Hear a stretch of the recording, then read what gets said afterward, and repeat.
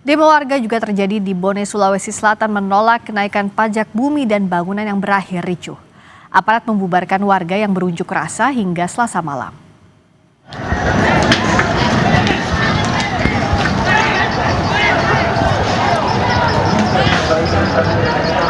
Warga berunjuk rasa di depan kantor Bupati Bone. Kericuhan terjadi saat aparat berupaya membubarkan aksi warga di Bone yang berunjuk rasa hingga Selasa malam. Warga yang terdiri dari berbagai organisasi menolak kenaikan pajak bumi dan bangunan perdesaan dan perkotaan atau PBB P2.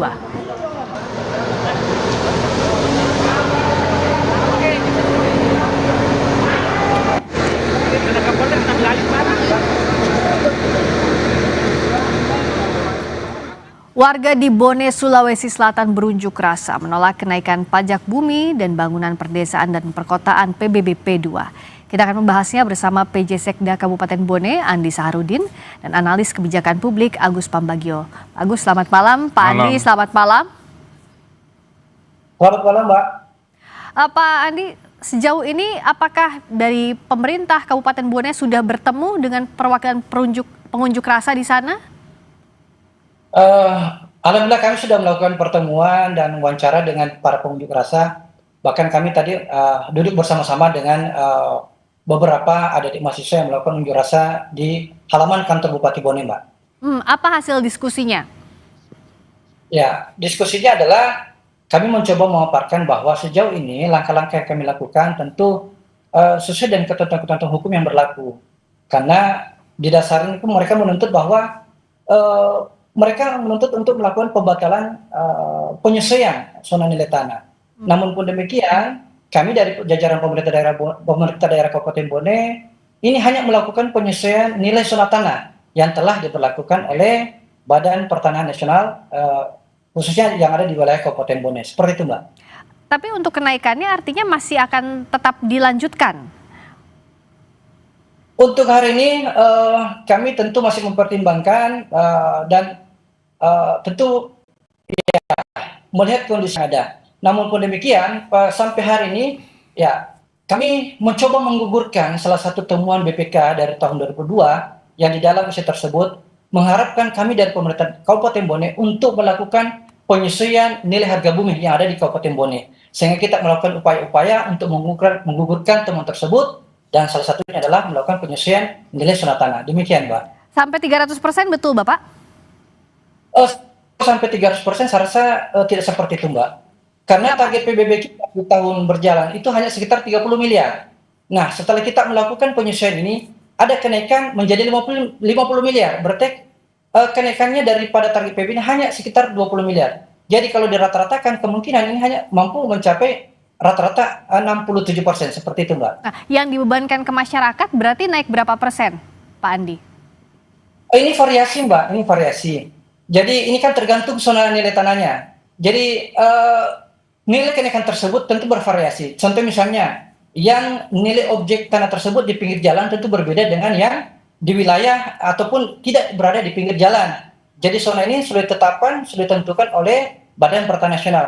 Kami hanya mengacu kepada nilai zona nilai tanah tersebut. Seperti itu. Ya pasti sesuai dengan itu. Tapi rentangnya dari berapa sampai berapa, Pak, yang terendah sampai tertinggi?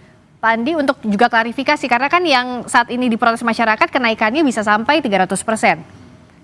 Ya, benar. Ini variatif, Mbak, sebenarnya, variatif. Jadi ada yang kenaikannya sekian persen, dan bahkan ada sekitar 20% tidak mengalami kenaikan, Mbak. Ya, seperti itu. Ya. Oke, Pak Agus, soal kebijakan ini. Kan kalau dari pemerintah juga belum mau menyebutkan berapa persisnya begitu ya, variasinya itu bervariasinya berapa sampai berapa rentangnya. Sementara masyarakat sudah tahunya ya 300%. Apa yang harus dijelaskan ke publik? Ya gini, kalau dijelaskan ke publik, kenapa ini semua muncul di beberapa daerah. Kebetulan saya baru kembali dari daerah termasuk di Sulawesi Selatan gitu ya. Saya ketemu dengan beberapa bupatinya. Persoalannya memang dana-dana dari pemerintah pusat tidak ada. Ya, jadi praktis harus dari dana daerah. Dana daerah itu kan palingan dari PBB, dari kendaraan bermotor, dari pajak-pajak, cukai setempat yang mungkin tidak mencukupi untuk kebutuhan karena kebutuhannya sangat tinggi, terutama untuk penggajian. Karena kan ada P3K, ada CPNS yang baru-baru, itu mungkin bisa menurut teman-teman bupati di daerah Sulawesi Selatan memang juga itu sekitar 50% habis dananya. Nah sementara di situ ada bencana, ya kan, di tetangga Bone di Luwu itu ada bencana dan sebagainya, itu tidak tertangani sampai hari ini, dan banjir.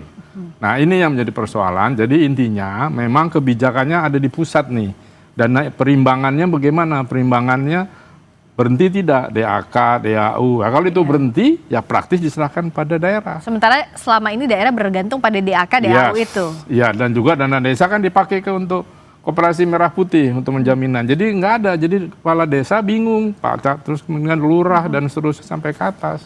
Gubernur pasti pusing. Nah ini yang menjadi persoalan menurut saya. Intinya ada di pusat. Bagaimana dana APBN itu juga mengalir ke daerah. Ya, kalau tadi kan Mendagri bilang sementara kalau kebijakannya ini dianggap menyusahkan rakyat, banyak mendapatkan penolakan, dikaji ulang atau bahkan dibatalkan. Ya, dengan kondisinya bisa atau tidak? Menurut saya nggak bisa, pasti akan defisit daerah. Kan ada di pulau, saya lupa di kecamatan atau di kabupaten mana di Riau. Itu kan hutang mobil dinasnya 8 miliar. Ya kan, nah jadi di Siak kalau saya tidak salah. Nah maksud saya, oke, Pak Tito duduk dengan semua kepala daerah, tingkat 2, tingkat 1, ini bagaimana kekurangan penanganannya? Karena tidak bisa dibebankan pada daerah saja, karena semua sumber daya alam yang dihasilkan daerah kan sebagian ditarik ke pusat. Nah ketika ada penghematan karena untuk dana MBG, untuk Koperasi Merah Putih dan sebagainya, jadi dana untuk penerimaan daerahnya itu berkurang pasti. Itu yang menjadi persoalan, kenapa naik. Nah ini kan jadi persoalan, Pak Andi, bagaimana kalau solusi yang bisa dipikirkan sekarang? Setelah tadi bertemu dengan masyarakat, pasti banyak yang mengeluh dengan kenaikan ini. Apa yang bisa disarankan oleh pemerintah, apa yang bisa dilakukan? Apakah akan ditunda dulu, ataukah akan ada dibatalkan, atau dikaji ulang, Pak Andi? Ya, tentu hasil pertemuan tadi dengan adik-adik mahasiswa, bahwa terkait dengan pembatalan tersebut, tentu kami pun menunggu petunjuk selanjutnya dari tim-tim, khususnya dari tim evaluasi. Jikalau sekiranya kenaikan tersebut memang tidak sesuai dengan ini, tentu kami akan pertimbangkan. Tapi jika misalnya hasil daripada pertimbangan tersebut memungkinkan untuk dinaikkan, ya tentu kita merujuk kepada aturan main yang berlaku. Seperti itu, Mbak. Pak Andi bisa dijelaskan, agar kan bisa lebih jelas juga ke publik. Sebenarnya seberapa perlu kenaikan ini, dan apakah tadi seperti juga disampaikan Pak Agus, dengan tidaknya dana transfer ke daerah ini menyulitkan daerah sehingga menaikkan PBB adalah satu-satunya jalan yang logis untuk saat ini. Tapi bagaimana dengan kemampuan warga?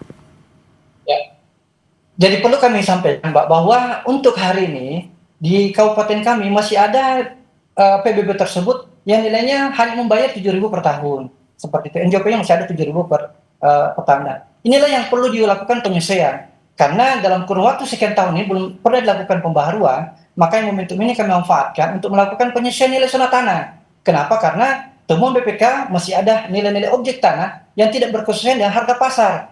Contoh misalnya, Bu, tahun kemarin dia punya tanah, dia punya bumi, tapi setelah mereka membangun, ada bangunan, tentu ini kan nilai NJP-nya pasti berbeda. Inilah yang kita lakukan penyesuaian-penyesuaian. Yang sebelumnya mungkin mereka hanya membayar NJP-nya sekian karena tidak mempunyai bangunan, tapi di tahun ini kan sudah ada bangunan, maka perlu dilakukan penyesuaian supaya agar terjadi keadilan pada seluruh warga masyarakat yang di Kabupaten Bone. Nah, agar adil untuk masyarakat, sosialisasinya sudah sejauh mana, Pak Andi? Karena penolakannya begitu besar, apakah sebelumnya tidak ada komunikasi, tidak ada sosialisasi kepada warga? Saya rasa untuk sosialisasi tentu kami lakukan. Tapi yang namun pun demikian, tentu kami mempunyai keterbatasan. Tapi kalau persoalan sosialisasi, kami tentu menyampaikan semua informasi ini. Mungkin tahapan-tahapan yang kami lakukan adalah melakukan penyampaian kepada Bapak Camat, kemudian Bapak Desa, Bapak Lurah, dan seluruh komponen yang ada, termasuk dari pertanian sendiri, kita bersatu padu untuk melakukan penyebaran informasi terkait sosialisasi tersebut. Namun pun demikian, jikalau mungkin sosialisasi belum sampai ke pelosok, nah inilah yang perlu kita pikirkan bersama. Bagaimana supaya informasi betul-betul tersampaikan sampai ke pelosok-pelosok, sehingga nantinya pada pengambilan kebijakan tersebut tidak ada yang tercederai. Dan ini menjadi harapan kita bersama. Mudah-mudahan dengan keberadaan komponen semua yang ada di Kabupaten Bone, insya Allah bisa bersatu padu untuk melakukan sosialisasi secara masif kepada seluruh warga masyarakat tanpa terkecuali baik maupun di pedesaan. Seperti itu. Pak Agus melihatnya, kalau dari pemerintah bilangnya sudah ada sosialisasi, tapi penolakan begitu besar, kita lihat demonstrasinya. Ya, tentu tidak semudah itu. Sosialisasi itu kan pemahaman dari masyarakat harus Clear, ya? clear.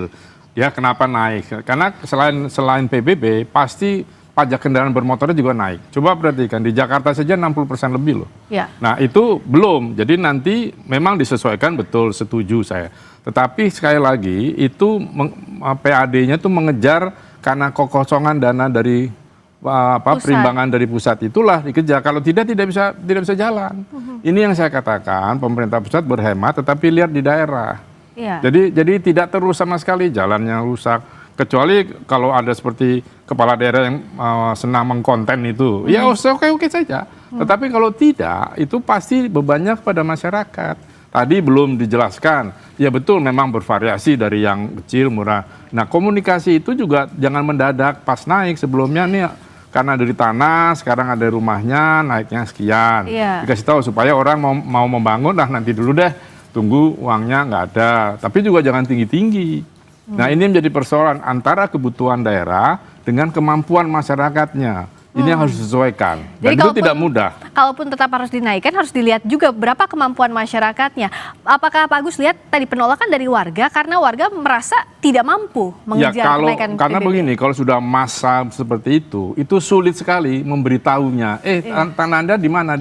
Susah. Jadi sebelumnya pemerintah daerah harus bergerak sebelum masyarakat. Karena masyarakat bilang dikomporin naik lo 300. Ya, dia pikir tanah, padahal tidak. Iya. Nah ini yang lurahnya harus clear. Tapi sekali lagi sosialisasi kan tidak gratis. Dananya dari mana? Pak Lurah ya semampunya saja. Pak Camat juga semampunya tadi ya? Sama. Jadi ini persoalan. Di kita sudah terbiasa dengan sistem bansos, ya begini jadinya. Orang nunggu saja. Coba kalau tidak, kan sosial masyarakat kita tuh gotong royongnya tinggi harusnya. Tapi kekacau dengan bansos, dia terima aja jadi. Nah dia juga nggak mau ngeluarin uang atau paham, udahlah yang penting nanti kau bantu gitu. Ya, kalau begitu, kalau dalam kondisi sekarang ya Pak Agus, kan sosialisasi di tengah publik yang sedang marah itu sudah tidak bisa. Apa yang harus dilakukan? Sementara kan butuh dananya ya segera juga. Saran saya sih batalkan dulu semua, lalu ditata ulang. Karena kalau tidak itu semakin masyarakat sudah tidak mau tahu. Daripada sudah bergejolak begini ya. Apalagi sekarang PHK begitu tinggi. Masyarakat, pemerintah itu kita tunggu bagaimana penciptaan lapangan pekerja. Kita coba lihat podcastnya Perdana Menteri Singapura. Pokoknya kita tingkatkan lapangan pekerjaan, Kalau kita enggak, tingkatkan penggunaan gizi. Ya kan di gizi semuanya, orang kaya pun dikasih gizi. Jadi itu yang tidak terstruktur dengan baik semua. Perencanaannya proyeknya bagus. Iya. Tetapi perencanaan dan mitigasinya ketika terjadi sesuatu nggak ada. Iya, termasuk kasus ini juga ya. Nah, artinya apakah mungkin tadi Pak, kalau Bapak kan tadi di awal bilang bahwa ya nanti akan ditinjau dulu, akan dibatalkan atau tidak. Tapi mungkin atau tidak opsi itu di tengah sekarang kondisinya masyarakat demo, sudah sulit juga untuk diberikan sosialisasi secara baik begitu Pak Andi. Untuk sekarang ini ya tentu kita menunggu peninjauan dari tim yang ahli untuk ini. Contoh misalnya kita kali pertanahan, kemudian untuk menentukan bahwa apakah kelaikan tersebut bisa ditangani atau bagaimana. Kami tinggal menunggu seperti itu. Termasuk dari Kementerian Dalam Negeri kah akan ada koordinasi atau pemerintah provinsi? Untuk sekarang ini kami telah mencoba melakukan koordinasi dan Kemendagri, begitu pula dengan provinsi, dan semuanya menyampaikan opsi-opsi yang akan kita lakukan, kebijakan kita lakukan. Demikian. Oke, kapan akan bertemu dengan baik itu Kementerian Dalam Negeri ataupun juga ada pertemuan lagi dengan warga? Untuk sekarang ini kami telah melakukan komunikasi dan koordinasi dan dari Kemendagri. Kemarin Kepala Bapenda telah dihubungi oleh pihak Kemendagri. Begitu pula dari Pemprov sudah melakukan komunikasi dengan kami, dan kami sudah mengirimkan semua komponen-komponen atau persyaratan ataupun yang diminta oleh pihak provinsi untuk dilakukan pengkajian apakah layak atau tidak, seperti itu. Oke, layak tidak layaknya harus dikaji dengan matang, jangan sampai ada gejolak di publik, karena yang jelas masyarakat juga butuh didengarkan suaranya, disesuaikan dengan kemampuannya, begitu ya. Terima kasih Pak Agus Pambagio. Terima kasih Pak PJ Sekda Kabupaten Bone, Pak Andi Sarudi. Selamat malam.